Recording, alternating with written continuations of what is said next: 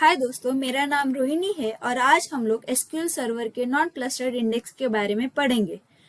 तो हमारे परंपरा के अनुसार हम सबसे पहले एक टेबल क्रिएट करेंगे, उसमें एक नॉन क्लस्टर्ड इंडेक्स ऐड करेंगे, उसके बाद उसमें रैंडम डेटा इंसर्ट करके आउटपुट चेक करेंगे कि exactly non clustered index work कैसे होता है। So let's check it out. जैसे हम लोग यहाँ पे देख सकते, जैसे हम लोगों ने रैंडम डेटा इंसर्ट किया था वैसे ही डेटाबेस में स्टोर हुआ है। So not clustered index exactly करता क्या है, वो वर्क कैसे होता है। सबसे पहले हम एक बुक के इंडेक्स के बारे में सोचेंगे।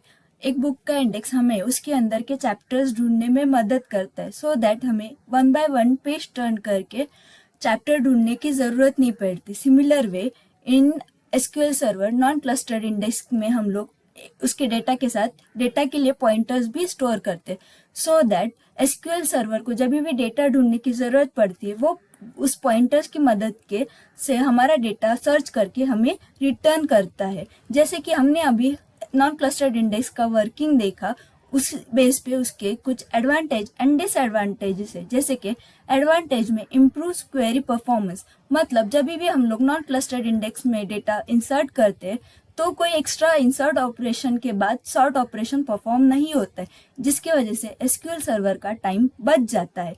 फ्लेक्सिबल इन इंडेक्स डिजाइन, मतलब एक टेबल पे हम लोग more than 1 non clustered index insert कर सकते। उस हिसाब से उसके कुछ डिसएडवांटेज भी है, जैसे कि इंक्रीजेस स्टोरेज ओवरहेड। मीन्स एक नॉन क्लस्टर्ड इंडेक्स के अंदर हम लोग उसके डेटा के साथ उसका पॉइंटर्स भी स्टोर करना पड़ता है, जिससे मेमोरी कंजम्पशन बढ़ जाता है। अनदर इज मेंटेनेंस ओवरहेड, जैसे कि हमारे टेबल में जितने भी इंसर्ट और अपडेट ऑपरेशन परफॉर्म होते हैं उसके बाद हर बार हमें हमारे पॉइंटर्स अपडेट करने की जरूरत पड़ती है।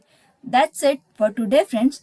Thank you for watching and stay tuned for such a more update. Happy coding!